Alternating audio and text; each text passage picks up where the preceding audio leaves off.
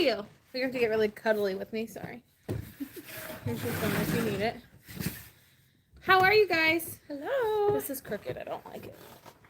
Good morning. Nope. Okay. Don't drive me insane. Make sure you put that on mute. Make sure you put that on mute. Perfect. Okay. How are you guys? We have good morning from South Carolina. Good morning. So this is Marley. She is going to be helping us with the chat today because Cayley is on vacation. So I'm so excited to have her here with us. I do have a brief topic today, nothing like super crazy, and I haven't told Marley because I thought that it'd be good for her to be kind of unbiased and you guys to get the real like front up live view from her of what that looks like. So I did give her the option, but told her that I thought it would be better if we just kind of wung it. That's like my whole life mentality, is just winging it. So thanks for getting on this morning, even though Cayley is gone. Like I said, Marley's going to be taking us through the chats today. So first things first, do you want to tell them a little bit about yourself? Sure. My name's Marley. I just started working here with them in reselling in April, beginning of April this year. So I've been learning a lot recently, and I'm thrilled to be along for the ride. It's weird not having the lap or the tablet here because I'm used to like scrolling and not paying attention. But I can't today. It's just me. I get to play Cayley today. It's great.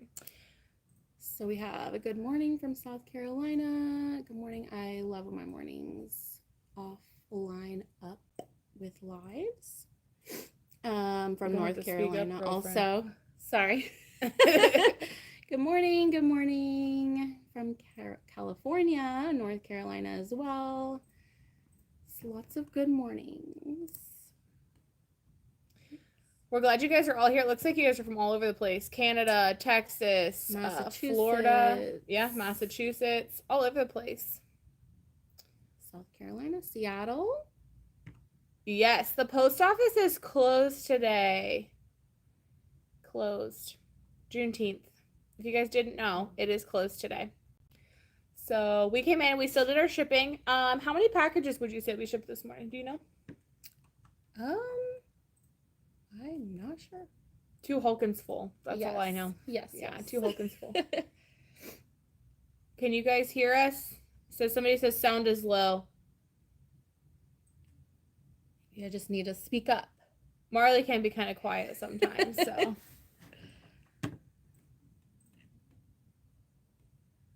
Let us know if you guys can hear us. Sound is good here. There. Okay. Good. Thumbs up. We normally go live on Cayley's phone, and obviously she's not here, so you guys are going live on mine, and I wanted to make sure that we had all of the right things done. I did not know if I was going to be able to find how to get here today, but we did, so it's good. Okay, good.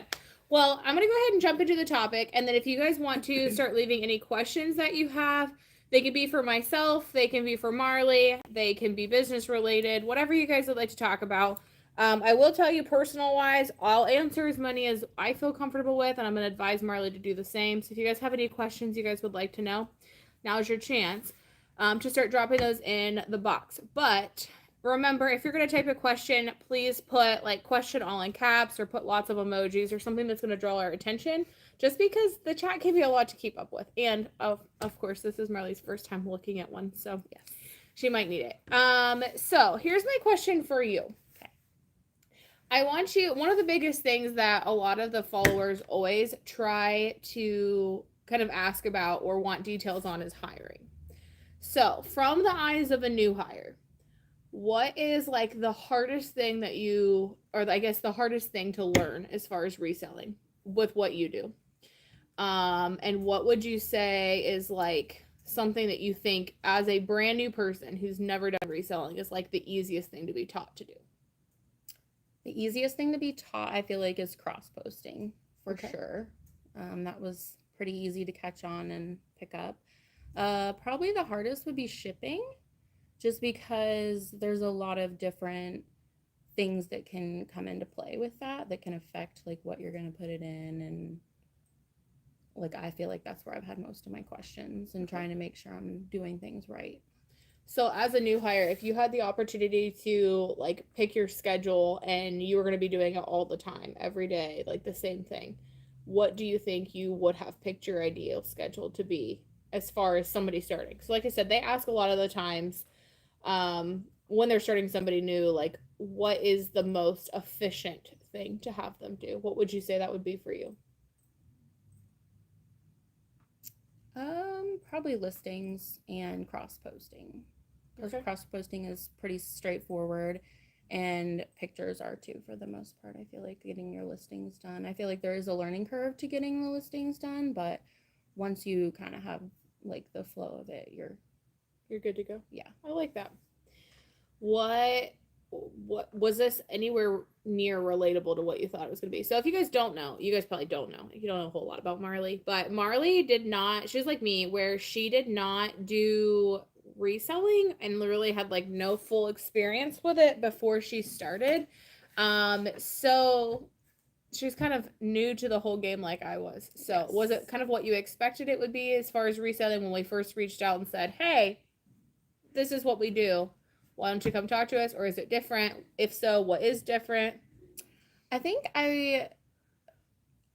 shipping was pretty straightforward. I expected what that was. I didn't realize that there was going to be as much involved with making the listings and remembering to like get all the material tags and all of that. I feel like I never would have really thought about that. And Okay. it seems like you guys had a really good system already put in place when I started to accommodate all of those things. I think that's a really important point to mention is having processes in place. So I know we've talked from our side, Cayley and I have, about what we look for when we're hiring, but you guys have never really gotten the opportunity to see it from the opposite side, which is why I thought this would be a good question for her. So if you have any questions about what it's like to be a new hire to start off for a company, or questions that you maybe want some answers to before you guys are reaching out and hiring your person, things that you kind of have questions on, she might be a good opportunity for you guys to ask. So for us, like we wanted to make sure we had all the processes down. We've talked about that 1,000 times that you want to know what your process is and what the plan is as you're bringing in a new hire. And if you don't, then you can see from Marley, like it's good for her to have that already set in place. I can kind of spill the beans, although Cayley said we were waiting for podcast. I'm not waiting. We just switched inventory systems again, and I can imagine that that was something that was kind of difficult for Marley to adjust to. Generally, we try to get all that stuff out of the way before we start. But just kind of something for you guys to think about as far as processes, making sure that you have them completely finished, ready to go. Really go through all of your tasks, get down to as many as what you can into the smallest section of what has to be done before you bring in somebody else. We've been calling it the Ohio rule too, the only handle it once. And I think it's kind of stuck with the girls. I've heard them say that a couple times. Like I've been trying to think ahead and only do the handling it once rule. And I think that that's something that really helps. So anyways, We have a question from Tammy. welcome. What is your typical stain treatment that works and item worth the work? Works on an item worth the work. So stain treatment wise for us, generally, we do not stain treat items unless we absolutely have to. So typically when we're in the thrift store, we're not going to buy items that need to be stain treated unless it's like a quick wash and we're done. But even that, we don't typically like to do. It would have to be a high enough value that we would find that it's worthwhile to spend the extra time in. But let me tell you, sometimes the lighting in thrift stores, I don't know what their plan is. I don't know if that's something that they like actually plan for or what. But you get back and all of a sudden you have the light up and then you realize, oh crap, there was a stain on this that I didn't realize was there. So for us, we always take them home and I'm not gonna lie, a lot of things that say dry clean only, we wash anyways, and they turn out just fine. We just put them on like a delicate cycle, or like we hand wash them really gently, and they tend to be fine. But you do have to be really careful with them. And most times we just use like an OxyClean, or I use an OxyClean like Max Pen. I use that a lot. I found these shirts the other day that had like, I don't know, some sort of ink or something on them, and it worked. The biggest thing I can tell you is to really figure out what the stain is from when you're talking about stain treatment. I know that there are some out there. People swear by like this green stuff from the Dollar Tree. But the biggest thing for me is figuring out what the stain actually is. Is it an oil stain? Something like Dawn might work on that. Is it ink? Sometimes alcohol will work on that, where you can kind of dab it out. Is it just something you can throw in the wash? The biggest thing I'll talk about too is don't dry the item before you check the stain. So a lot of times I'll wash an item and then kind of let it air dry a little bit just to kind of see what the stain's going to do, or see if it came out all the way.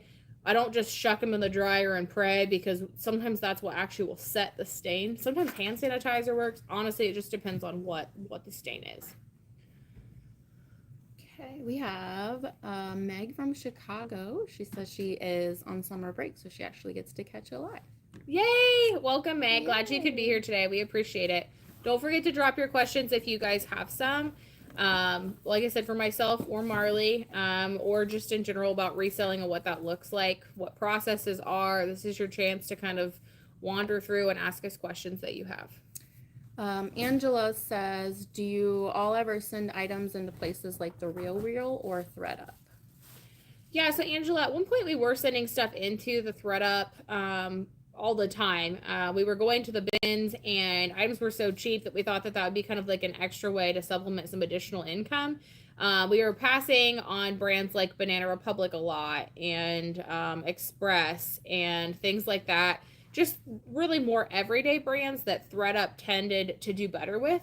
So we started picking some of those up only at the bins, just to make sure that, you know, kind of gave us an extra incentive. The way we looked at it was, if we were going to spend, I don't know, these are flat numbers, so just don't quote me here, but if we were going to spend $100 at the bins, we were going to try to pick up enough stuff to send into the RealReal to pay for not the RealReal, ThredUp, to essentially pay for the lot of what we purchased to resell.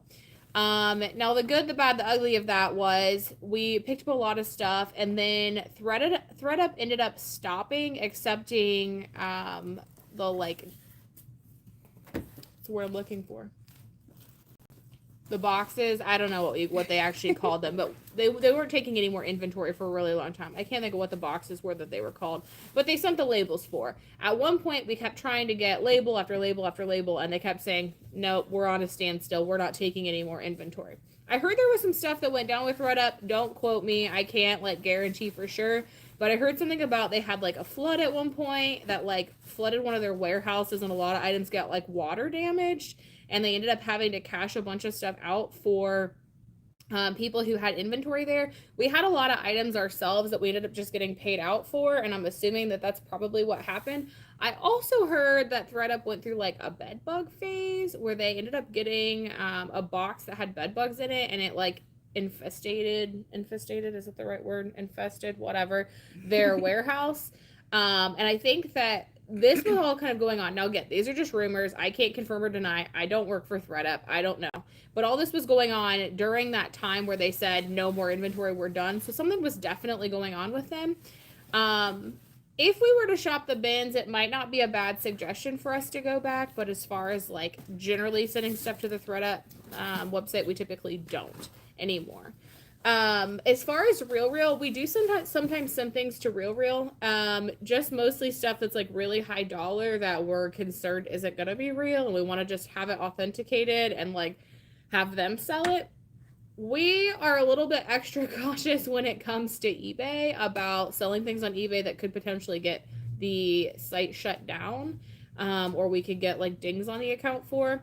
A lot of times we also just list those things on Poshmark instead of eBay, since Poshmark's for us just kind of like an additional income. eBay's the majority of it. We'll list those items on Poshmark instead. Lately, though, we've come across some really high dollar items. And I don't have a plan for those yet. I found a different dress the other day that retails for like $1,600. We'll probably be able to flip it for like 12 maybe.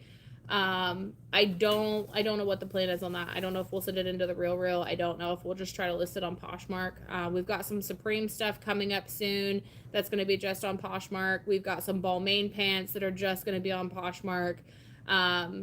I think unless it's like a very expensive item, we're probably only going to list those on Poshmark. So I hope that gives you a good answer. Oh, Alicia says she loves your dress. It's actually a romper. Can I show you? Can I get far enough back? Look at this. Ready? It has legs.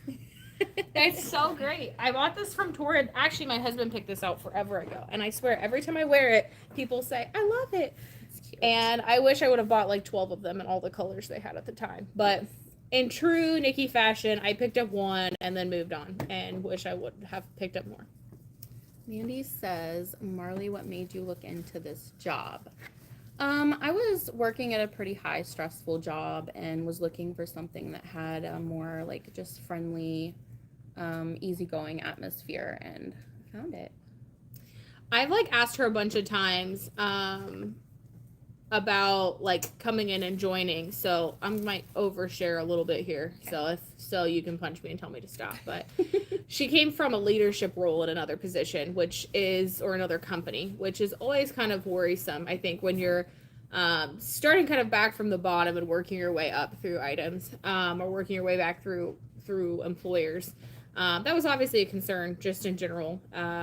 But she says she loves it. I've asked her 1,000 times and she's like, this is so great. Like, I love coming to work, and it's slow and it's good paced, and I feel good about it, and I get all my work done, and I have good work life, home life balance, we have a good team, which is good. Yeah. Yes. Got some good gals here. Yep. I like it. Let's see.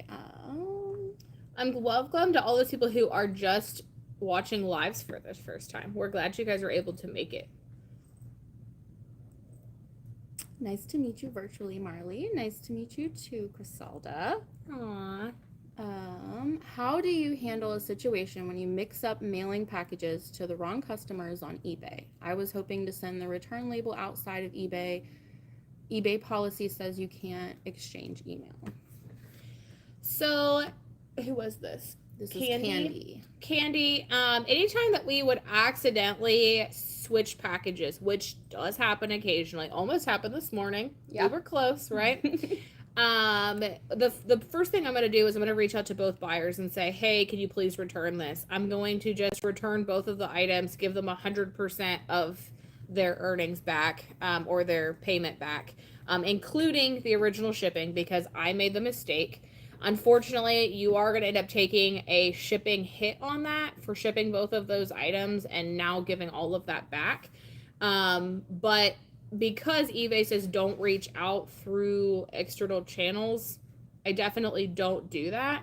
And more so just because what if you send the label to one buyer and the one buyer sends it and then the other one doesn't? Now you've got one buyer that has 2 items and the other one has nothing, and then you're going to have to give them a total refund. It's probably safer to just refund the shipping, which is generally going to be probably somewhere between like $10 and $15 for both packages, unless it's something like outrageous and across the country or whatever. It will give you more security of losing, like I said, $7 to $15 than what it's going to cost you if, say, each one of those items is $25 and somebody sends it but the other person doesn't. Now you've lost $25. So I would just have them both return all of their original purchase, list both the items again for those people and say, hey, I've got them back up. If you want to list this item, or if you want to purchase this item again, then go ahead. Sorry for the inconvenience. Maybe you could even offer them a little bit of a discount on it, but I would not recommend reaching out outside of eBay. It does happen though. Poshmark will actually allow them to like swap. Poshmark will send them each a label of their own and will generally have them flip the packages, But as I said, I've had buyers that have one person has shipped and the other person hasn't, and then Poshmark has to go after them. So, which I'm glad it's Poshmark and not me, Yeah. but yeah.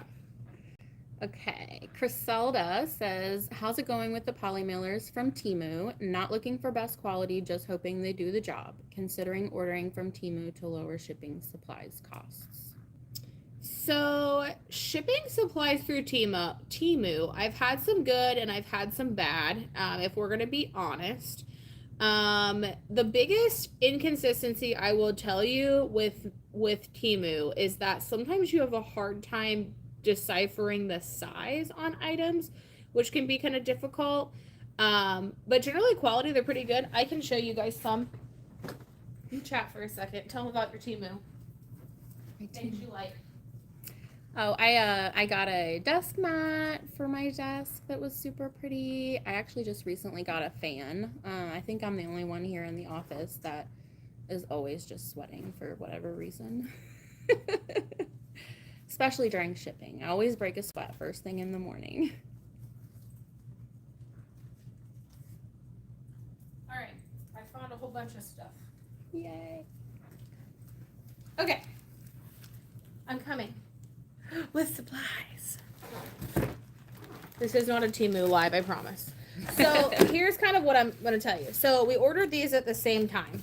Actually, these might be from Amazon, but this would be a good example. So I ordered these from Amazon. These are the typical poly mailers that we normally use. These are the ones that are like on the website. We ordered some from Temu, and you can tell the size difference here. So they are significantly smaller. I'll see if I can just like line up the corner on this. So you guys can see that they are smaller.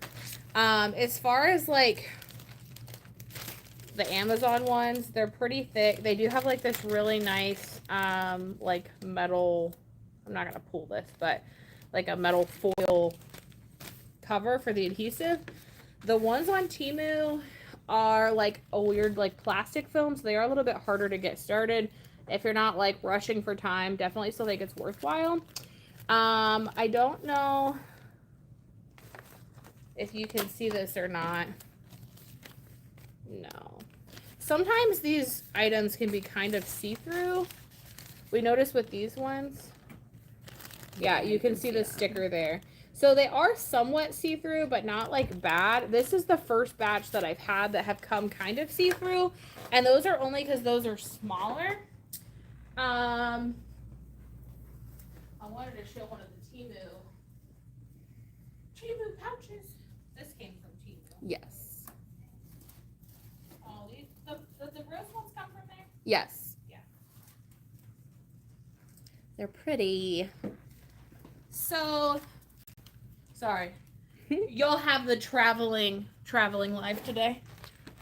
Story of my life. These ones we just got, they literally look and feel exactly like the same ones we got on Amazon. So there are some that are like just as good quality, and then there are some that like you can tell they skimped a little on. So I would just be kind of aware of that. These printed ones though look so good, and like they're literally just as thick, and they are not see-through at any point. So I definitely recommend like their printed mailers. And I've had some plain colored ones that have done really well, but these little baby guys, not so great. But the floral ones I love. Also, we ordered thank you stickers from there. This is the size we like typically get, and you can see how much smaller they are. So like that was kind of interesting. They don't necessarily like openly say, like you can search like thank you stickers 1.5 inch, which is what we normally use. These are 1 inch, and you're still going to get things that don't necessarily qualify in like the search results, which is kind of difficult. And then these were supposed to be thanks for supporting my business stickers, and they're just space like tie-dye stickers, which, like I said, not a deal breaker. We can still use these to cover the SKUs and then just like put another thank you sticker on top, especially with it being cheaper. But there's definitely some things that we've like picked up that have been worthwhile, and others that have been kind of meh. Yes. But this is my winter chicken dinner. if y'all have a Rollo printer, buy these labels. They fit in your Rollo printer like perfectly. They're just as high quality, and they literally, if you can get like a paper towel holder, they'll just like spin for you and you don't have to worry about it. And they're significantly cheaper. So those are my takeaways from Temu. I know you mostly asked about poly mailers, but Yes. I went on a rant about Temu. I love them. I've ordered so much stuff I don't need. It's been a problem. They have so much They to do. choose from. They do. Yes. Anyways, sorry. Barbara says my problem with ThredUp was that I sent in clean out kits and then got notices that my items would be available for sale in 3 months. That wasn't really helpful to me. Yeah, I definitely think there's a backlog of stuff with ThredUp for sure. We honestly sent stuff in, and I can't tell you how soon it was listed because honestly, we just like sent the clean out boxes, and then when they went listed, they got listed. I do know once you have them listed for so long, you can either get your items back or you can have them like do different boxes. They'll like send out random like mystery boxes, and that's typically that stuff. The problem with the mystery boxes is that's typically the stuff that they had listed that didn't sell. So if you're picking up their mystery boxes, sometimes you might have them be really well, like really good. Other times they might not be. I also recently purchased some stuff from somebody that had gotten stuff back from ThredUp or had purchased from ThredUp, and a lot of it was damaged. So it's just something that you guys want to make sure that you're really careful of. I would say it's probably been over a year since we've done anything with ThredUp. So I honestly can't tell you what it's been like recently, but I know that there's a lot of people that follow this channel that also use ThredUp, so maybe they can offer you some additional kind of advice on what that looks like. It looks like now somebody said it costs $5.99 per item to get your item back. So what's the incentive of you sending your item in if they're not going to send it back? For that person who said the $5.99, what do they do with your item now if it doesn't sell? Do they just keep it listed and keep discounting it? Do they just pull it after so long and that's part of the contract and you're just out the item, or how does that work now? I'd be curious. Alicia says, oh my God, you're adorable. You guys are great. Kelsey says, hello from Maine. Hi. I'm a new eBay reseller and will have downtime after surgery to learn and put my systems in place for when I start in September. Would you recommend focusing on eBay or Poshmark? Ooh. I'm going to ask you that question first. If you were a new reseller, since you've got just the skim of the surface, what do you think that you would do first, eBay or Poshmark? And why? I'm leaning towards Poshmark just because I feel like shipping is so much simpler when it comes to Poshmark. So that's just one obstacle you wouldn't have to like jump through immediately. Okay. But I'm not as in depth with like the whole system. So I don't know if there's things I'm not thinking of.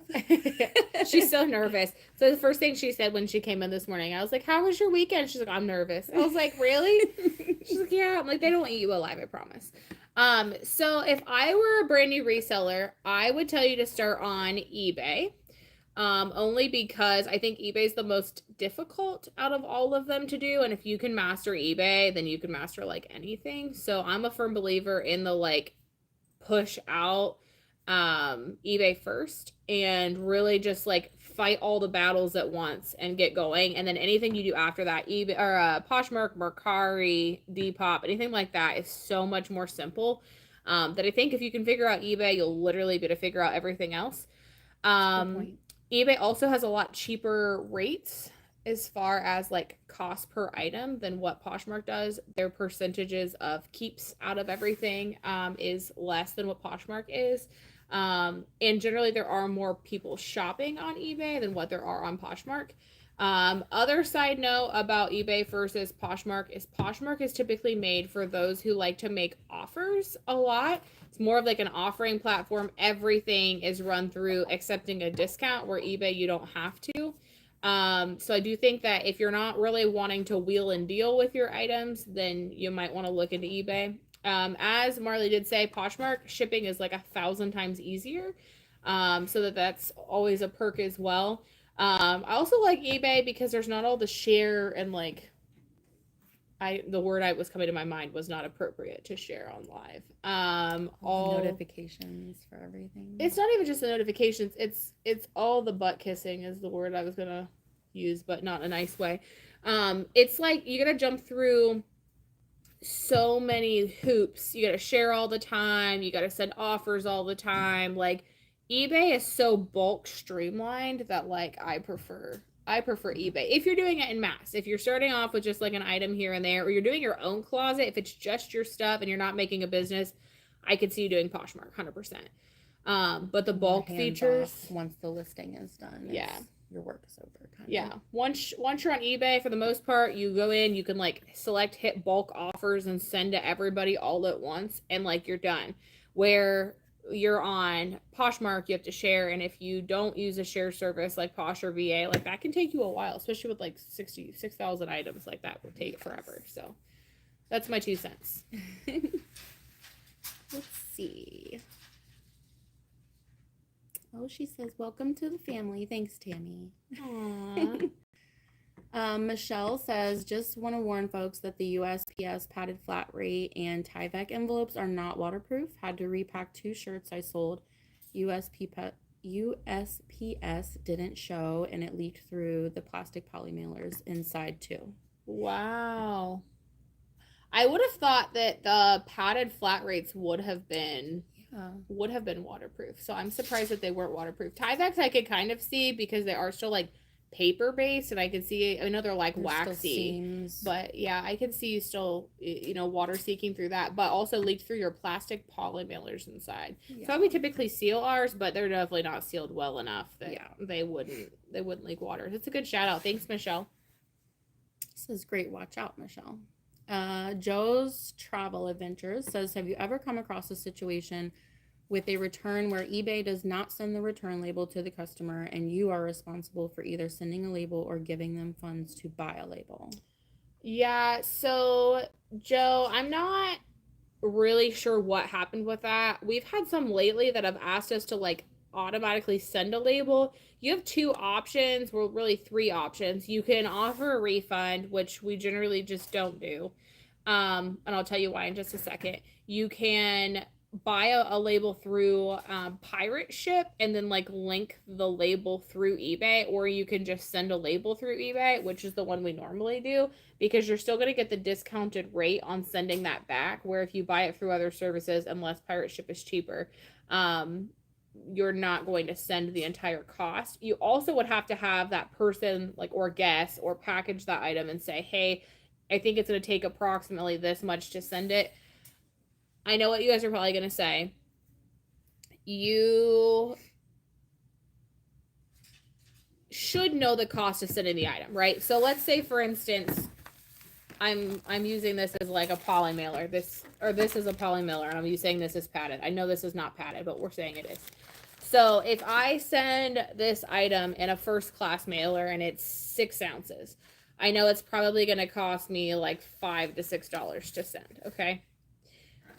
Say I send them a label and it's for first class and it's for a poly mailer and I know the weight, and then they go to the post office and decide to shove it in a poly mailer. Then they're going to come, or a padded mailer. Then they're going to come back and say, well, actually I had to pay $10.60 for you to send that, or to send that back to you. You owe me additional funds. Well, yes, technically you do.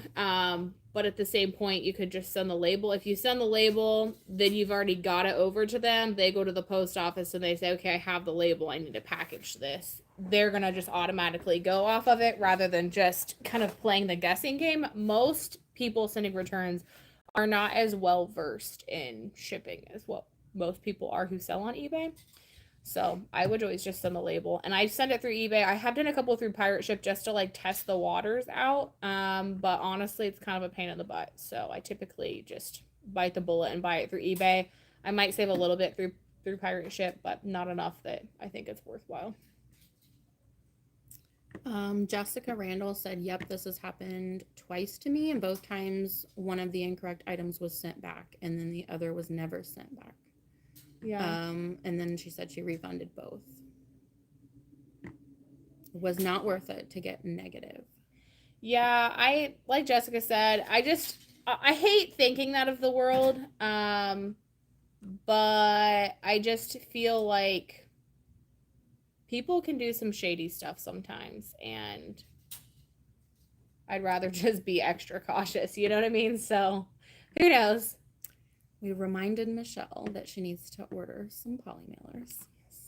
Check out Temu if you want to. If you want some cheap stuff, honestly, it's the way to go. Get the printed ones, though. Those seem to be the better ones, and they're super cute.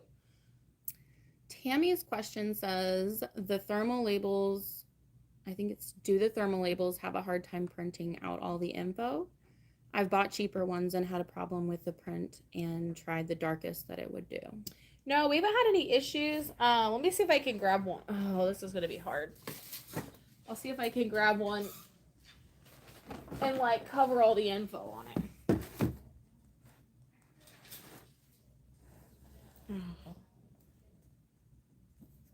I'm just going to put my hand here. But, like, this is the packaging. So, like, you can tell it's still, this is a Poshmark, but you can tell that, like, the label, the barcode is still pretty dark. I'm not trying to, like, cover everything, but there is, like, a part up here at the top that's kind of light. But for our post office, the only thing that they really care about is the barcode and then, like, the actual address. And the address seems fine. I'm going to just show you a piece of that. So you, I guess you have their zip code now.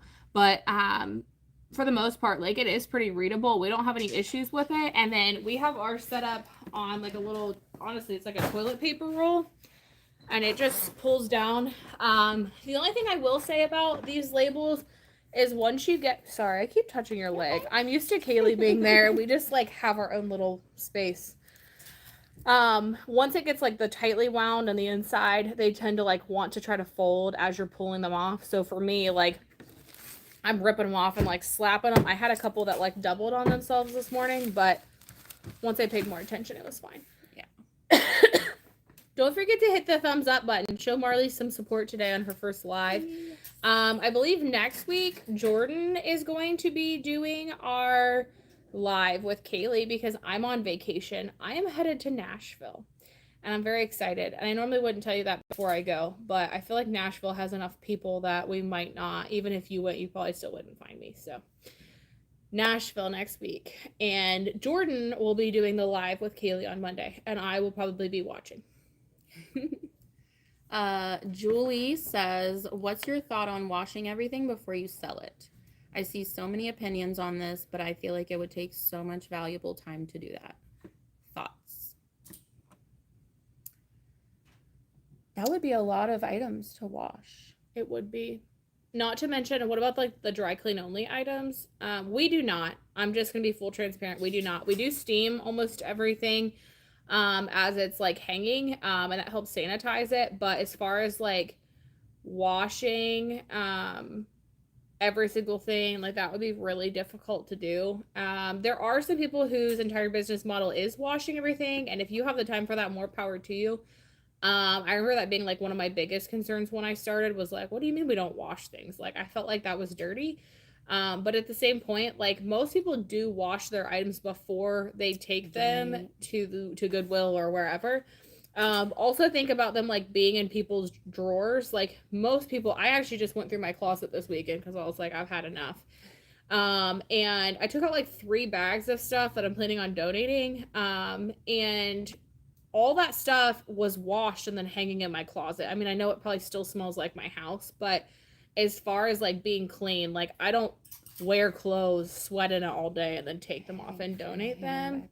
Yeah. So I think that most items that are in the thrift stores are generally pretty clean. I'm not going to say that there's not going to be some people who don't do that or might try stuff on and then shuck it in. But in my opinion, I think you'd be wasting a lot of time, plus a lot of water and a lot of detergent. The other thing to think of, whole other spiel here, is about washing stuff. So we actually had somebody message Marley this week, or maybe it was us on Friday, I don't remember, we kind of switched roles Friday, that asked if one of the items that we had been washed in detergent because they were allergic to, like, most detergents. So you also kind of open up that ball game to having something freshly washed. At one point we even talked about putting like dryer sheets in the totes. We bought some like really nasty totes that like smelled like rubber and they were horrible. And I was like, we could just put dryer sheets in there. And then I remembered a lot of people are allergic to a lot of that stuff. And I thought, no, we're not going to do that. We're just going to get some different totes. So just something to kind of think about. Even if you wash your items, it's one of those things. I'm skipping for a second. Tammy just said check the crotch. I know this might be a very blunt conversation, but guys, the new trend is bodysuits. Bodysuits don't necessarily cover everything, depending on what undergarments you tend to wear. We had a woman ship back, or I guess comment, that we had sent a pair of pants that somebody had a really good time in the night before, and they did not wash them before they donated them, and it was disgusting. And we ended up just giving her 100% refund, and she was like totally cool about it. But like most people would not be cool about it. Yeah. Check them inside, outside, everything. Even if they are things that you should be wearing underwear with. They were jeans. They did not wear underwear, I can guarantee, and it was not good. So good shout out. Michelle also mentioned that the electric and the bills and the water it would take to wash everything, that would just be kind of a lot. She says she doesn't wash unless she needs to. She also hangs her clothes on racks in a room with an air purifier and dehumidifier. So store sprays fade and there's no wrinkles. Yeah. We've been really battling with wrinkles in all of our inventory right now because we like bring things in and throw them in totes, and it's been such a mess. The last couple of totes I tried to like fold nicer just to hopefully make it work. We'll let you know how that goes, but we have probably, I don't even know, like 1,000 pieces of clothing that's getting ready to be listed that are just folded in totes, and there's no way we could hang them all. It'd be impossible. Yes. PMed says, I get tons of low offers on eBay and people trying to haggle too. Yeah, we've been running into that. So most of our items, they are listed as just buy it now. We don't have offers on probably 99% of them. Well, maybe 95, just depending on whether they're like being discounted. And we have people messaging us all the time. Will you take $10? Will you take $5? Will you take $15? Will you do? And I literally just started sending no thanks because I just get so mad. Like if you wanted to accept offers, you would have put accept offers, and we're not accepting offers on a lot of items. So I don't know. I find that frustrating. But yeah, I definitely agree that people do still try to lowball you on eBay, but I feel like we typically get less of it than what we have on Poshmark, only because Poshmark just has that offer button right there. So on. Oh yeah, I can't read the name on that, but somebody else just brought up who buys something off of eBay and doesn't wash it before they wear it either. Like even from the store, like I bring stuff home and wash it. I don't just wear it. So I don't know. Because you don't know who tried it on. Yeah. Even in the store. The Closet Scratcher says shipping on PM Poshmark is great, but the nickel and dime BS is ridiculous. Yeah. I get it because I'm a haggler. I actually just bought something off Poshmark 2 days ago. And I feel so bad because I know what it's like to be on the other side, that I'm like, I just want to buy everything completely outright. But again, I also get the point of haggling too.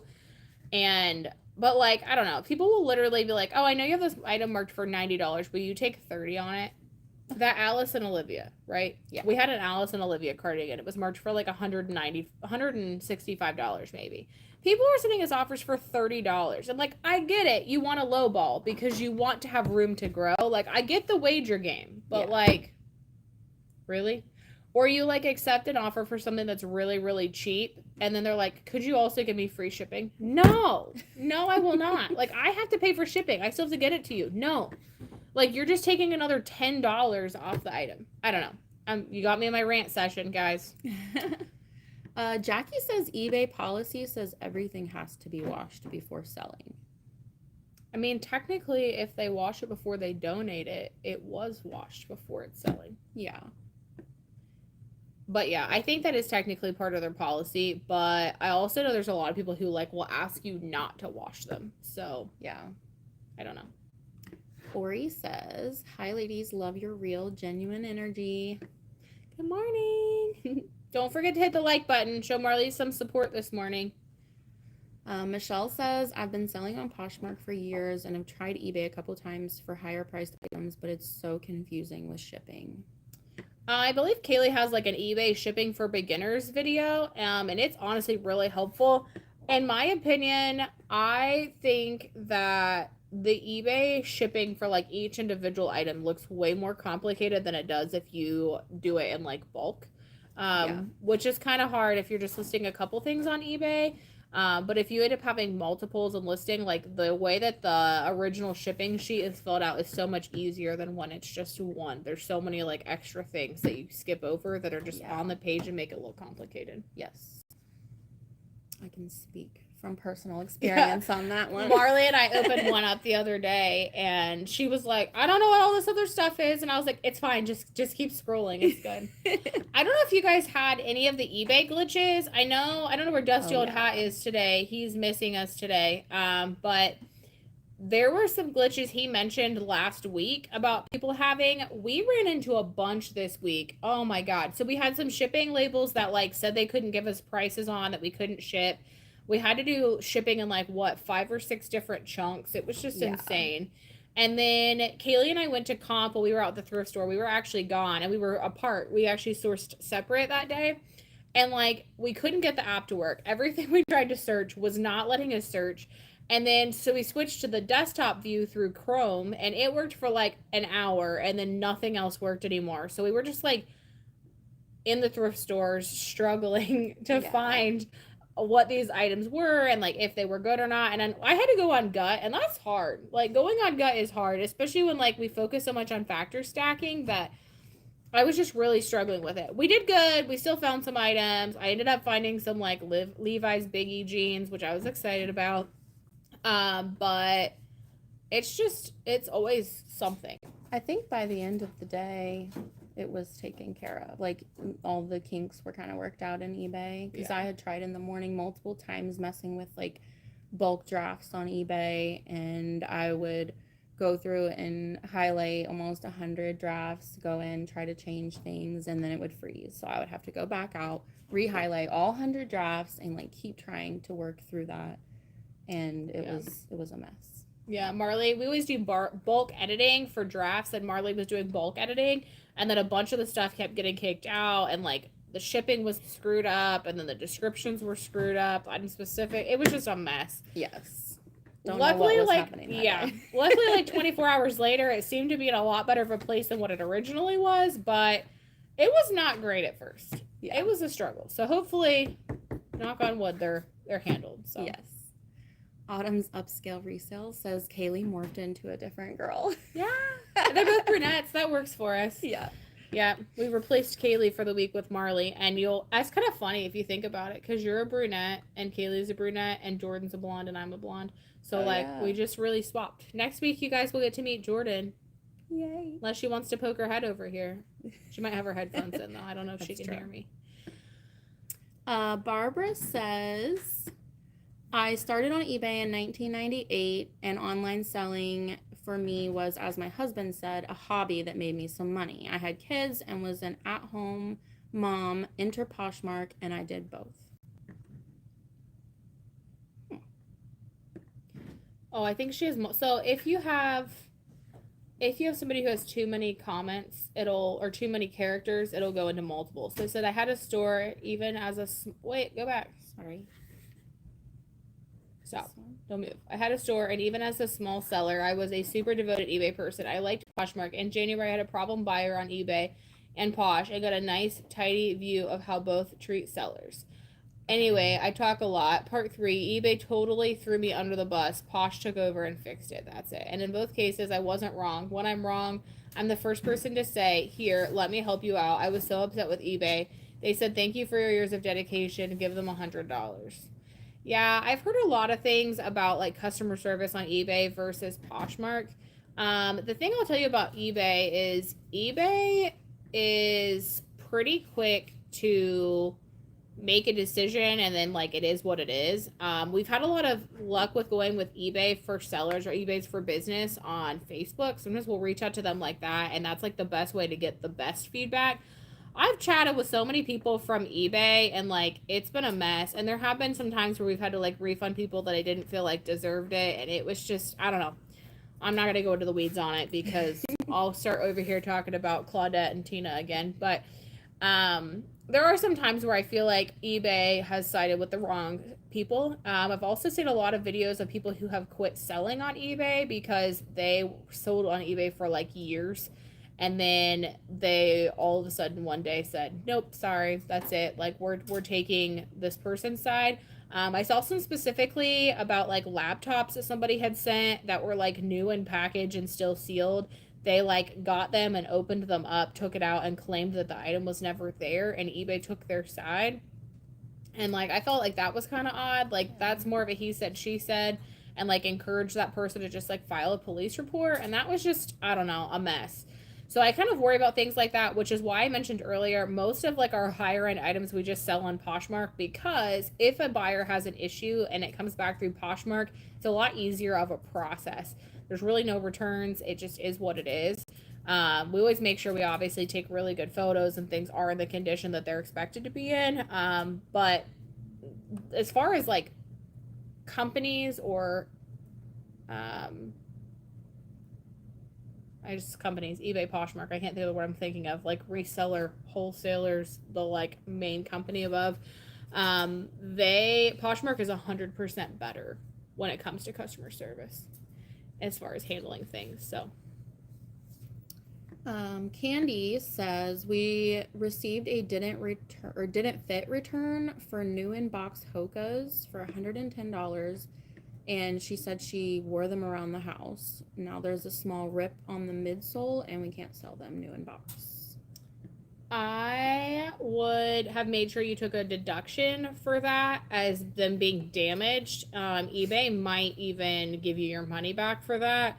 I definitely would have flagged that as like a damaged item. I think you can take up to like 50% of the fee or the original cost off the item. So I would take the fee. So say you sold them for $110. If you're going to sell them with like new with defect, say you would be going to get 80, I would charge them a $30 fee to make up the difference, and make sure you take pictures and document that, because you shouldn't have to lose money because they damaged the item. So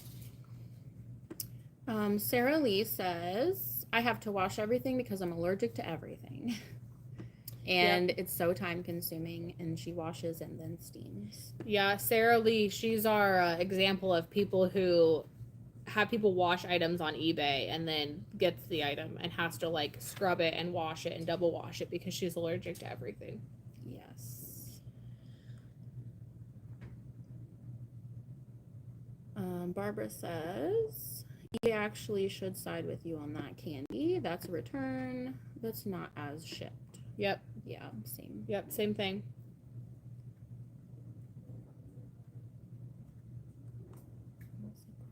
Would you recommend to accept, this is Bell Resells, would you recommend to accept the offer to move inventory to get cash flowing, or wait for the right buyer? Bell Resells, I think it honestly depends. So the thing about accepting offers is originally when we started, I like wanted, if I had something work for $25, I wanted $25 out of it, and I didn't want to move. The thing is, though, is at some point that's holding place for something else that should be selling. Now, if you have a really high dollar item like that Alice and Olivia, right, at a certain point, like, you do need to have a cutoff. For us, we have a percentage. So we say, okay, I'm going to list something, and I will take offers of 15% if that's what somebody sends, or 20%, or 10%, whatever you want it to be for yourself, right? I do think you need to be willing to accept offers, because really the day and age, everybody's, especially online, is wheeling and dealing for items, right? But if you price pretty with the market as far as where items should be, you price them pretty consistently, you shouldn't really have to accept a lot of offers on those items. Now, if you've had the item for a couple months and you're like, man, I haven't moved it yet, there's probably a reason why you haven't sold it if you haven't sold it at whatever your price is the price right? Is the listing right? If not, then you should accept a reasonable offer. I say reasonable, and what I say that reasonable is whatever that percentage is for yourself. So if I have $100 item and say mine's 10%, as soon as I get an offer for $90, I'm going to take it, no matter what it is, whether I listed it today or I listed it 6 months ago or whatever that looks like. And I think it's important to do that, because if not, then you get hung up on keeping all of your items, and next thing you know, you have 7,000 items in your store and you should have taken offers on some of them. Sometimes you have got to cut losses and say, I could put something else in this position in my inventory that would sell better or sell faster, and I need to move the item. Now, not say take a $5 item on a $50 item or a $5 offer on a $50 item, but I do think at a certain point you need to not be attached to your items to be willing to sell. So set a percentage for yourself. How far are you willing to go? And then be willing to accept those offers at that percentage. Rivas says, I don't like that Goodwill smell, so I wash the item. And I feel like if we had an item that really had a smell, we would do the same. Mm-hmm. Yeah. I've had, the Closet Scratcher says, I've had major issues listing on my phone on eBay, and the item specifics I put in kept disappearing. Yeah, there's definitely been some eBay glitches lately. I'm not sure exactly why, but hopefully they're fixing all those brand drop downs they deleted out. I don't know if you guys have noticed that either, but like brands like Catherine's and Madewell's and stuff like that, like everyday brands are gone in certain categories. So there's certain categories are like Anthropologie isn't even there anymore. And like, I don't understand. Madewell, yeah. That's one I have a hard time finding for whatever reason. Hopefully they're fixing that. Yes. Autumn's Upscale Resale says, no more woman 1 and woman 2. We get to finally meet these lovely ladies. Yes. So woman 1 left us to do her own thing. She's going to be moving soon. So she is gone. We have woman 2, which is Jordan. She's still here. She's got her headphones in. That's why she didn't come over. I can see her through the rack now. And then woman 3, which I'm going to revert back to woman 1 because woman 1 left, is Marley here. So you guys will finally have her. Our woman 1 originally used to sell on platforms and got kind of overwhelmed. If you get any bad text messages popping up on my phone, I am so sorry. It's okay. I don't know what he's talking about, but my husband's sending me text messages and images. Thank God they're not opening, but I just realized I didn't put my phone on Do Not Disturb. So no, our original woman 1 though, she did not want to be on YouTube, and she like got really caught up in social media before and then like took a break from it. So that's why we went with like woman 1 and woman 2 and woman 3. But these gals don't care, so they're going to be making their debuts little by little. Marley's actually going to be helping us with filming some YouTubes in the incoming future. So we are hiring again, and Marley's going to take over some leadership stuff for us, and she's going to take over some YouTube stuff with us, help us film while she's here at the office. So yay. Let's see. The Closet Scratcher says, I accept reasonable offers because I will eventually send out a discount anyway if things aren't selling. Yeah. Yep. Creating Happy Mondays says, turn and burn if you're making a good profit. Yes. True. I can't wait to talk to you this afternoon. I'm excited. Vicky says, what are your thoughts on the AI description generator? Is there a fee to use it? I have not. Do you want to show your face? Hmm? We've been talking about you. Do you want to show your face? Yeah. I love your shirt. That's so great. It's so Ohio. Hi. This is Jordan. She's making her debut officially with Cayley next week, but she was saying that it's like brunette and brunette with Cayley, and then I was saying that brunette and brunette with Cayley, and then it's like blonde and blonde with me and you. So like it's like a replacement. Somebody says it was just a Cayley replacement. Morphed into a new person. Yeah, I liked it. Do you care if I make boxes or let it do that? No, you're fine. You do you. AI descriptor generator. I have never used the AI description generator. I actually did a closet review not that long ago that they used that to set up their about me, and it was like the best I've ever read. And I was surprised. And then she sent me an email back and was like, oh, haha, I used an AI generator. And I was like, what? That's good. Yeah. I don't know if anybody else here can maybe help Vicky out some who has used an AI generator, but I have not, and I don't know about fees, to be honest. I'm sorry, Vicky. Me either. Fireball Flippers says, I sold an item yesterday on eBay that had already sold on Poshmark 2 months ago. That is the worst thing ever. Marley will text me. She takes her stuff down for us in the evenings now, but she'll text me and be like, I can't find this item. And the first thing I do is go to the other platform to look to see if it already sold, because if not, then I'm like, oh, God. But I panic. I feel so bad when that happens. And you think with as many items as we have, we'd have like a better plan, but it still happens, no matter how much we try. Yep. I feel like that's just what comes with multiple platforms, listing multiple platforms. It is way easier now with us having List Perfectly. I know there's like other things like Flip and whatever else that you can use. So I'm not just saying just List Perfectly, although I love List Perfectly. But it used to be when I started, all we did was we had it on eBay, and then in the eBay SKU, we would put Posh, and that's how we tracked it. So then we would have to go to Poshmark, and we'd have to find the item and manually end it to know that it was finished. And Poshmark used to not have a search bar for you to just like type in like, I don't know, Alice and Olivia or whatever. You used to have to actually like click into the drop downs for every item and find it. And it was such a pain. Wow. It doesn't sound bad, but if you think about like this morning, right? We had those American Eagle men's jeans. So like you might have 50 pairs of American Eagle men's jeans, and you had to scroll through every single one with the size to find out what happened. It was a mess. An absolute mess. Yeah, but thank God for the Posh search bar, and thank God for places like Flip and List Perfectly that make it a lot easier. For sure. He's My Reason says, how many employees are there and how many items do you have listed? Do you want to answer that? So we have 4 employees, and we have close to 6,000 items listed. We probably have more, like way more than that actually here, but by the time they're listed, we're selling other things. So it just kind of hovers around 6,000. We have, we're currently listing 45 a day as far as what's going active each day. Jordan lists photographs, does all the details for 45 items every day. And then Marley is doing 30 a day currently. And we just kind of use this to help us keep working ahead and bank, especially for the weekends and things like that as well. Yes. DC Townsend says, if you don't fill out all the item specifics on eBay, does it affect sales?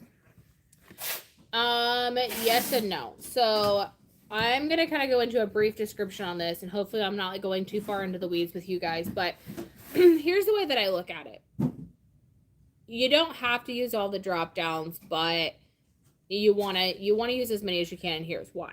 So if a buyer searches, like I'm looking for my jumpsuit, right? So I'm going to do Torrid women's jumpsuit. So I go there. All right. That's what I know that I want. Maybe I see it on a live like this and I'm like, man, I want one of those. Well, then I'm going to go, okay, there's say 1,000 results. Well, I need to narrow it down. So what's the first thing I'm going to do? I'm probably going to go over to the drop downs, and I'm probably going to click my size, and then maybe it takes it to 500. And I'm like, well, man, okay, what else do I need? So then maybe I'm like, okay, well, do I want short sleeve or long sleeve? So I'll click short sleeve. So then it takes it down to 200. Well, then I'm like, okay, well, it's summer. I want something pink if they have pink. I go and I look at the color pink and I select pink. That's how buyers sometimes will shop with drop downs. I know not everybody shops drop downs. I know not everybody shops titles, but that's why it's important that you do both.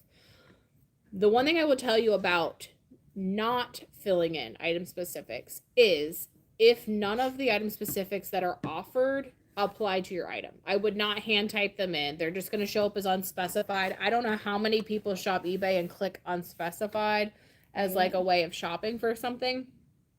I know I don't.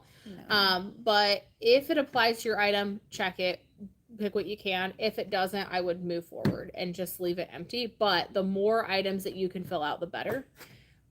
We used to have a lot of things that we flipped, and then recently I started making those like cheat sheets for the guys. And they've done a really good job as far as using those and like getting the dress styles in, getting the color styles in, getting the sleeve types in, certain patterns in. All that's really important if you could answer it, because it gives the buyer more options to come across your item. But again, not just putting whatever on there just because you want to put whatever on there. Hopefully that helps. The BRB Boutique says, how do you decide what items you send to what platforms or best stores? So essentially everything we list goes on eBay and Poshmark. Pretty much, I can't say everything, but pretty much everything.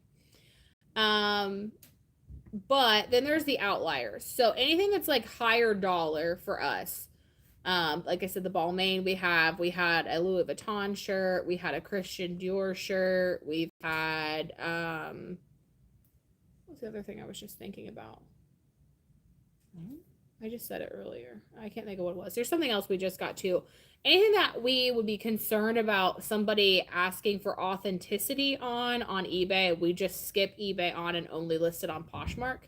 And that's just to prevent eBay from like coming back. We potentially could still list those on like Mercari if we wanted, or Depop if we wanted, but normally we just list those on Poshmark. If we're really questioning authenticity about something, we might send it into the Real just to be sure. The other thing about Real is that they weren't taking men's items. They were only doing women's items for a really long time. I don't know if that's changed or not. But because of that, there's a lot of items that were men's that we couldn't send in. Real is actually pretty specific. There's only certain brands that they'll actually accept, and your brand has to be like in the list of that. So if it's not in that list, then a lot of times we'll just list it on just Poshmark. But that's kind of how we decide. The ThredUp stuff, like I said, was stuff that like we picked up from the bins that wouldn't have sold for us on eBay and had a bad sell-through rate. But we were looking on ThredUp and we'd seen there that they had a decent sell-through rate. We picked some of those items up. But again, that was a long time ago and we no longer do that. Honeybee's hanger. Has anyone noticed items being automatically relisted on eBay that previously were delisted? I will delist if they sell on Poshmark and then later they turn up again on eBay. I have not noticed that, but Honeybee, I would be curious about what platform you're using to take them down.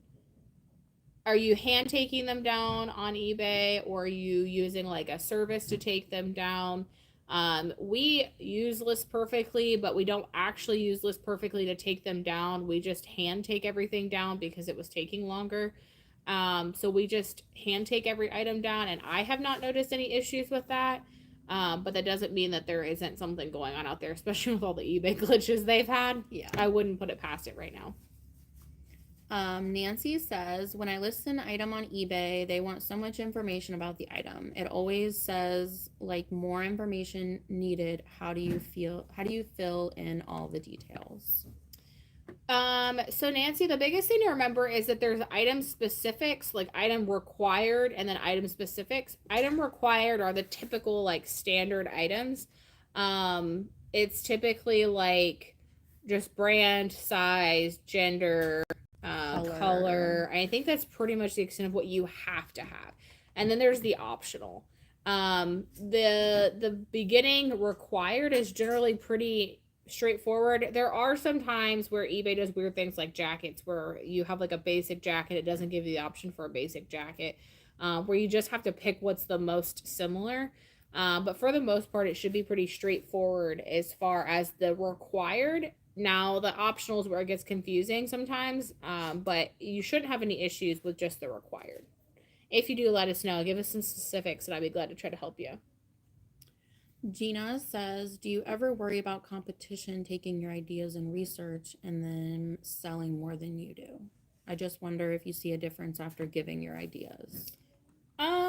Yes and no. So we have run into a lot of competition in our area lately, more so than what we were dealing with before. We drive so far to, like, our original strategy used to be like to be the first one there. Well, we're driving an hour and a half to 2 hours sometimes to get somewhere. So that can be a little bit hard as far as getting somewhere before everybody else. The best thing to realize is that everybody sources different items. So yes, we might have been able to go into a certain store and get 70 items and maybe now it's 50 and we find that frustrating.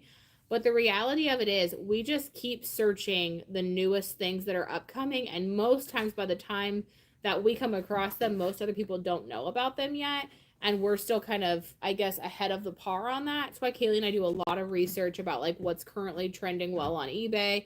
And then most times by the time you see it coming out on eBay or on YouTube where people are saying, hey, these are great brands, we've already had them for a couple months. And we've already been sourcing them and we've already been kind of ahead of the game.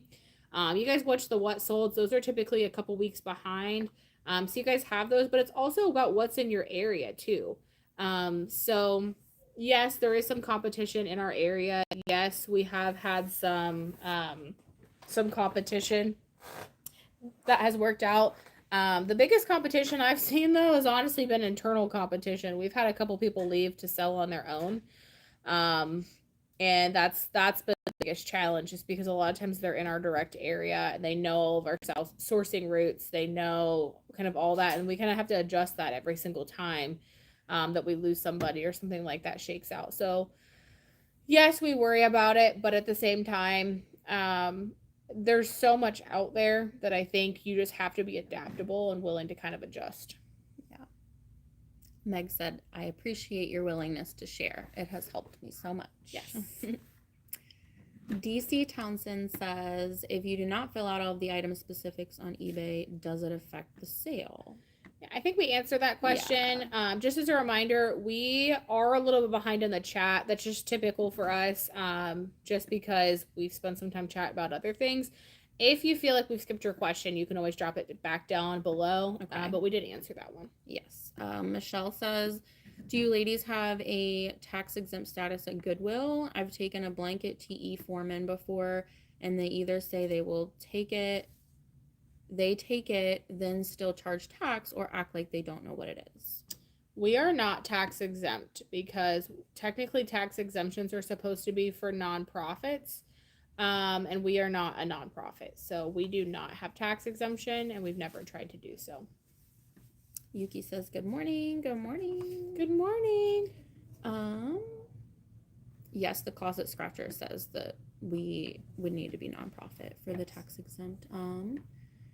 DC Townsend says, thank you so much. My husband and I love you guys. My husband thinks you are hilarious. Y'all, I feel bad for my husband sometimes because I don't know how he puts up with me, but he does. I keep telling you guys, there's this whole other side you haven't seen yet. Little Miss Nat, I met her when we were in Houston for Posh Fest, and I think she got a little bit of it, but I'd love to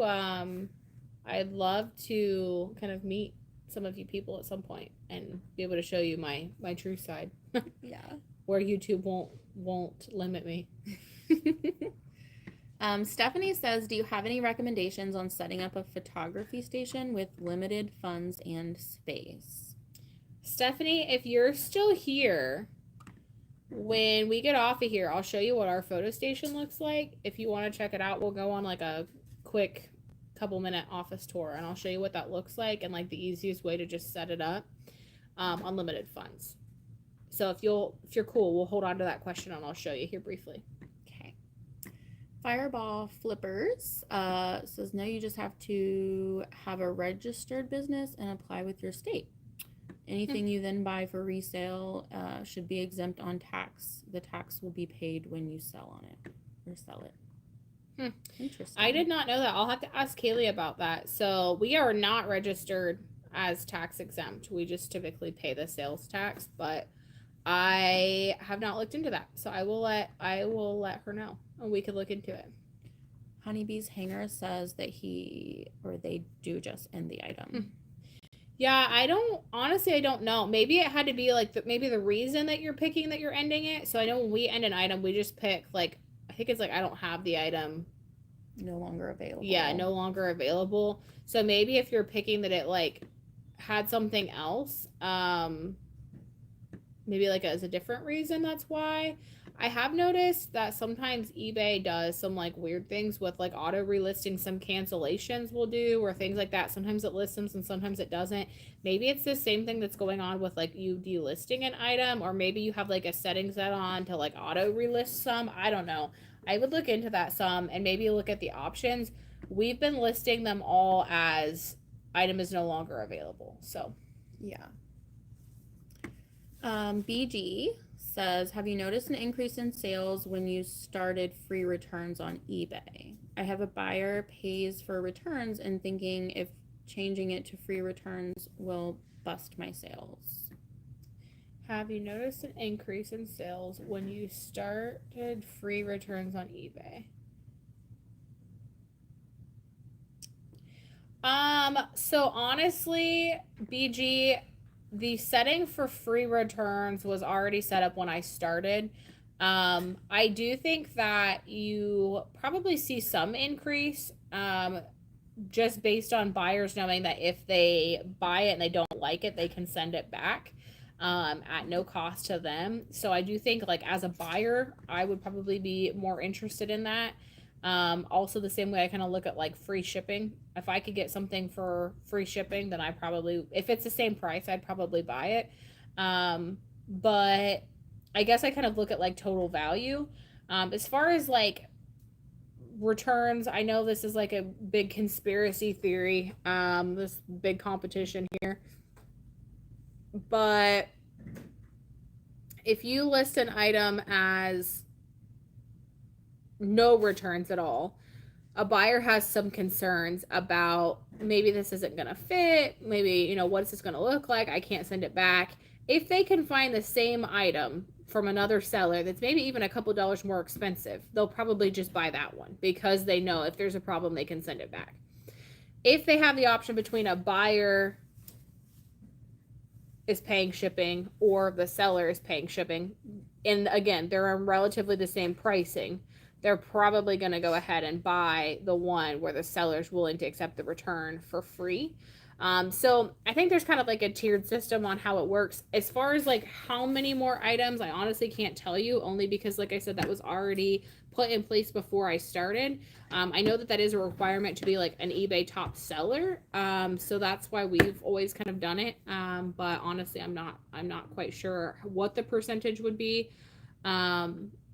I know that there have been a lot of returns lately. And I don't know. I guess I could see it one way or the other, where maybe buyers would be less likely to return it and just keep something if they knew they had to pay it back.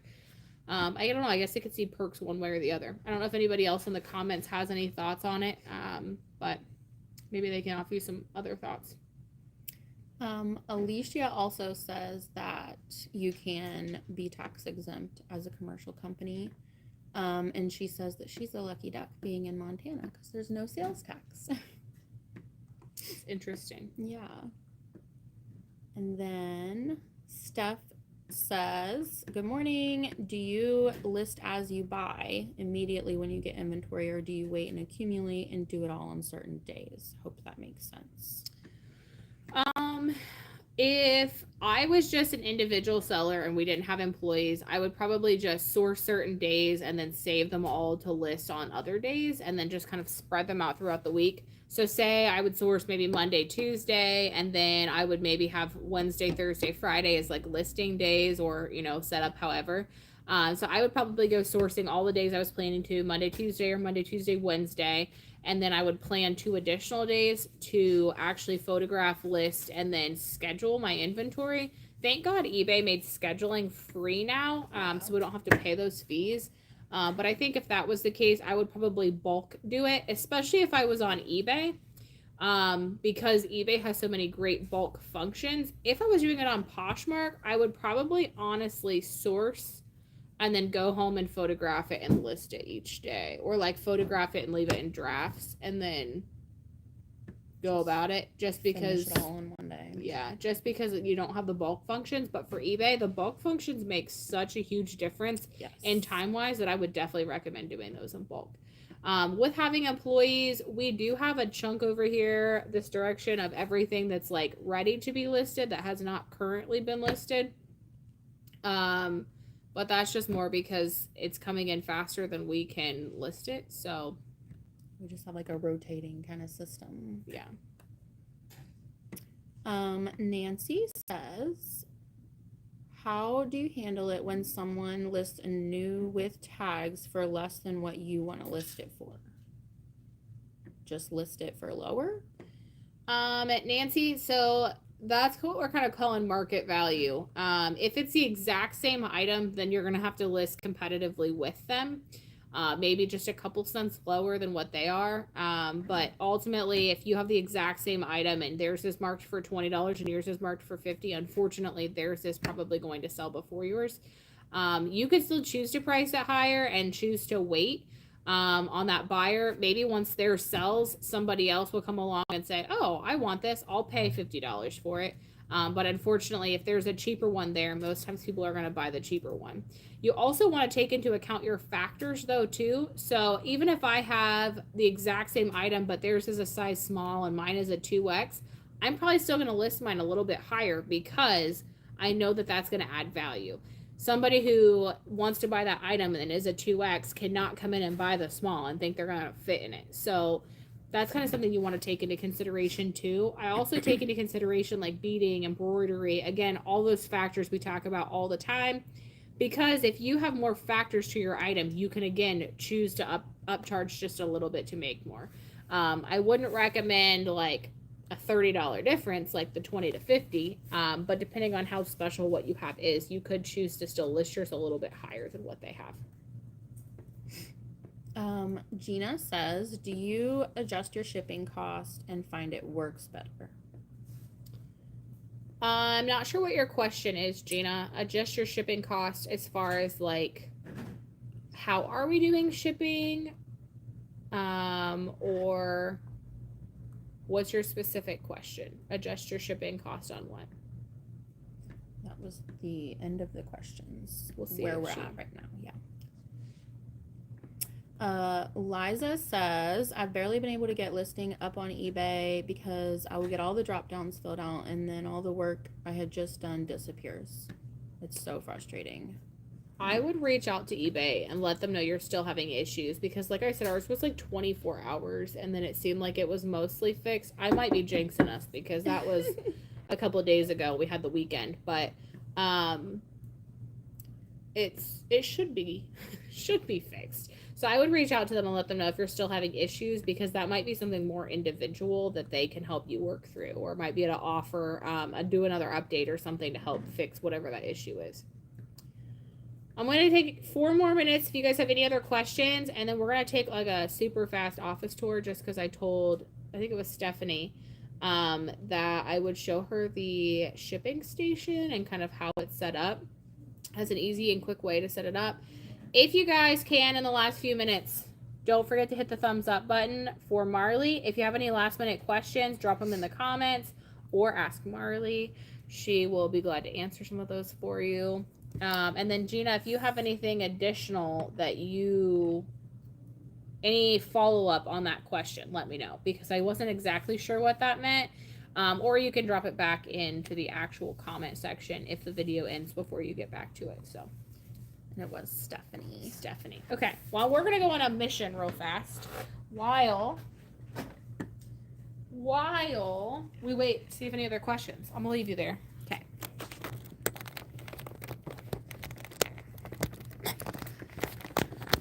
Jane says, do you ever not accept returns? And if so, why?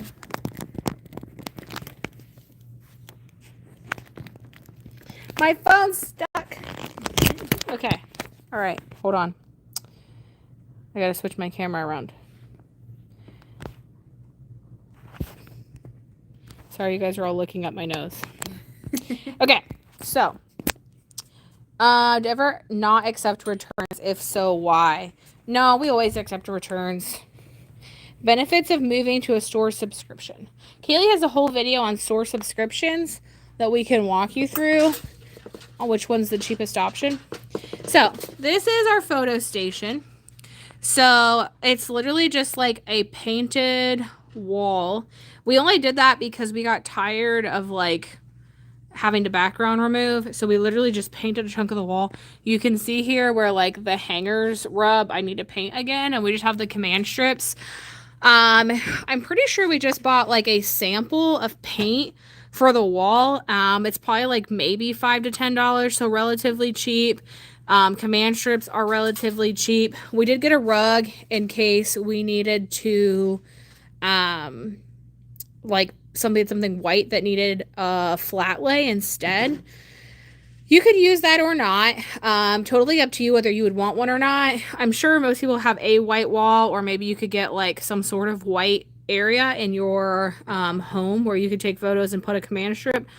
We don't use lights anymore. We have these just like fluorescent lights over top of the photo area, and that's been good enough.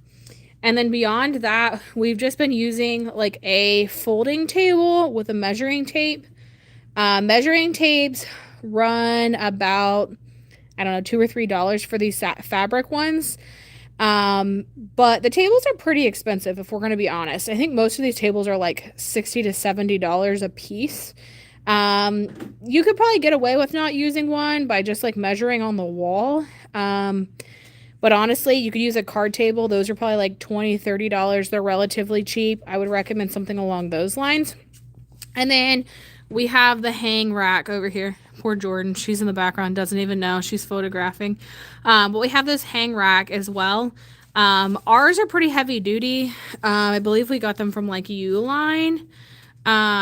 They were pretty pricey. I think they were about $100 if I had to guess. But you can get some for like $20. And they actually, these ones hold quite a bit, which is why we got these. I think they have like a 300-pound weight limit. So, I don't know. That's the shipping station. And then for everybody wanting to know about all the inventory that's like lingering and whether we list it each day. So this is all the other inventory that's like still to be listed, that we haven't gotten to yet. So just so you kind of know what that looks like. Sorry if y'all just saw my feet. Okay. I'm gonna try to put this back for a second. All right, what's the other questions, Marley? Let's see.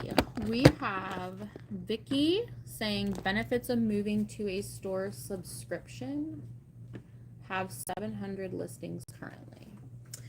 So Cayley has an entire video about store subscriptions and the best option for you, on what that looks like. There is a certain point, and I'm not going to tell you that I know, but there is a certain point where it is better for you to get a store subscription.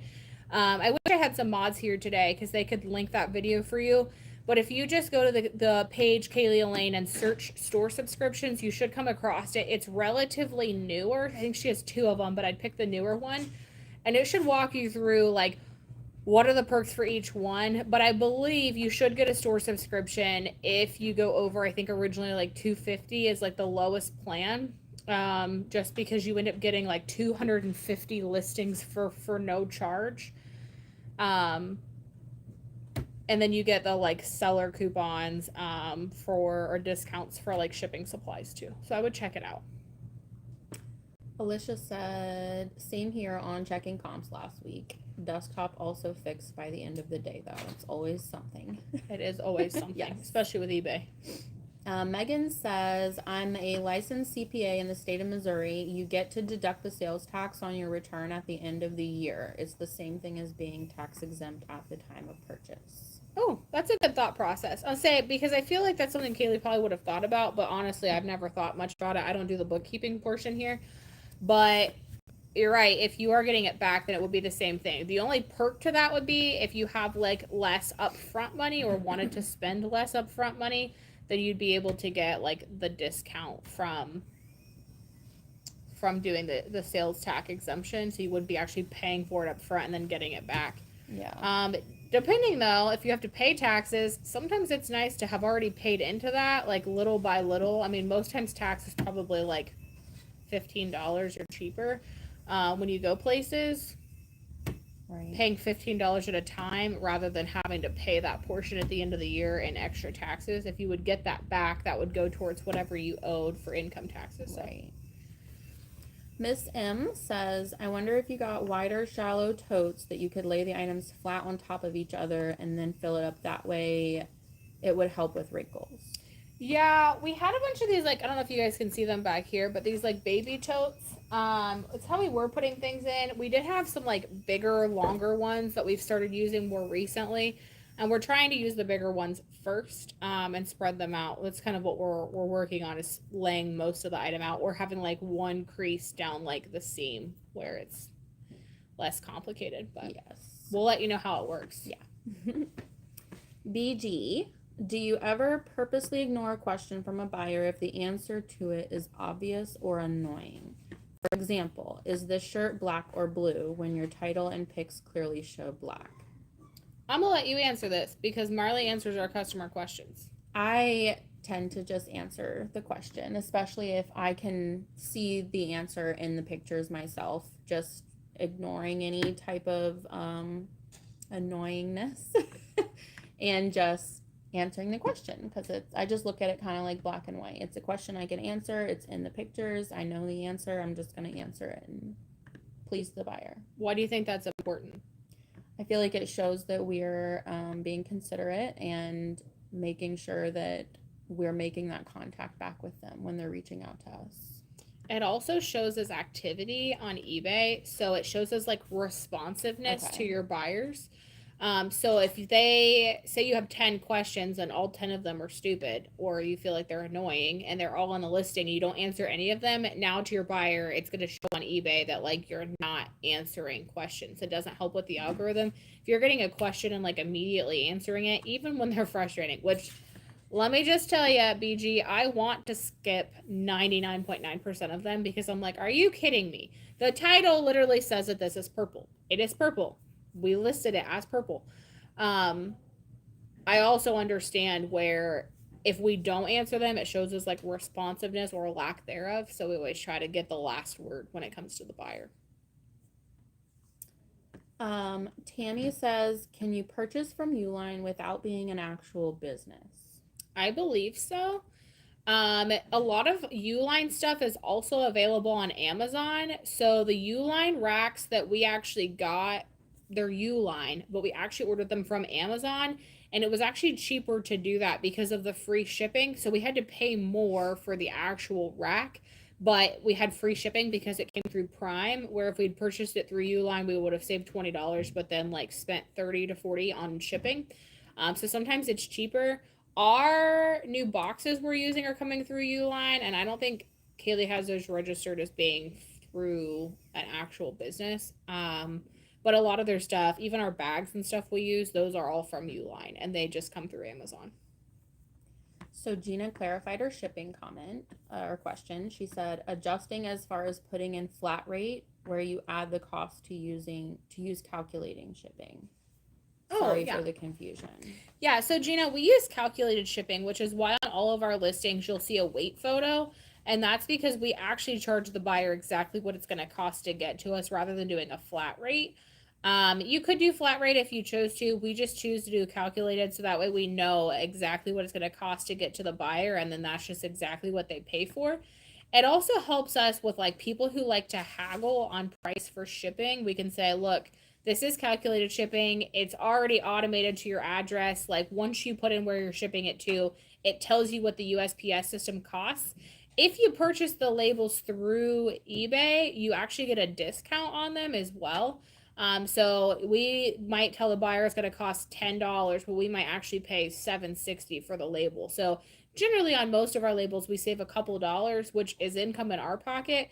But if that buyer is going to go to the post office and say, hey, I want to ship a package from Ohio to, I don't know, we're just going to say Tennessee. What's that going to cost me to pad an envelope? They're going to tell them the same rate that you've quoted them on, so that they're not going to notice that there's any difference. Anyways, we just do it that way. I do know some people do flat rate, and that works for you sometimes and doesn't work other times.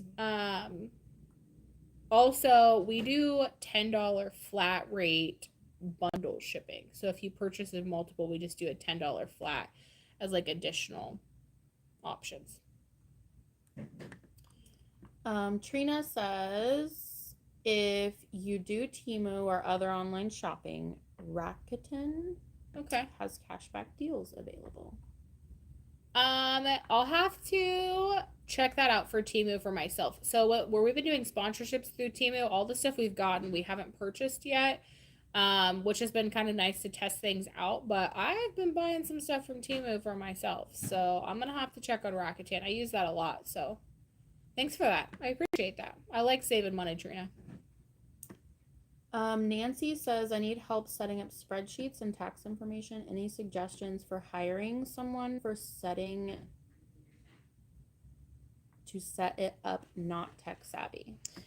I would go to your CPA. I would find a CPA first, and I would go to them and I would say, hey, this is my business.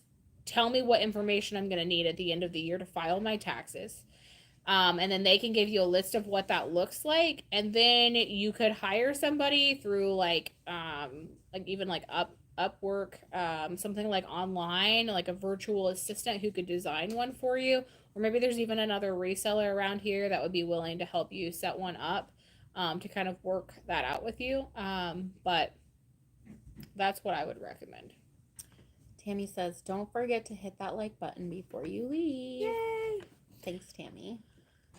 And then Megan says, you also have to file sales tax returns. So they would be zero. It's just for state reporting purposes. It takes time to file them, or you pay a CPA to do it. Not worth it, in my opinion. Sounds like anybody who's considering doing tax exemption should definitely talk to somebody in your state as a CPA to decide. Yeah. I will ask Cayley about it. Maybe she'll have something to mention it to you guys on the next live, but I have not looked into it, and I know she has a CPA, and I'm assuming they've discussed it, but I haven't looked into that portion yet. All right, we're gonna shut up it off here. We're gonna call it good. This is your last few seconds to get likes in. I was hoping we'd get Marley to 100 today. We're pretty close. We are. So if you guys want to hit the like button and get us to 100, I think she would appreciate that. I know I would appreciate that. As I said, next Monday will be alive with Cayley and Jordan. They will both be here. Marley will be here, but I will not be. So I hope that you guys enjoy next week with them. If you have any other questions, feel free to drop them into the actual comment section once the video posts, and we'll work through answering those as we can. We got so 103. Oh, thanks guys. Yay. We appreciate it. Well, I will see you guys in the next one. Have a good day. Happy money making Monday. Bye. You gotta make the heart hands. Okay. The heart hands. Bye.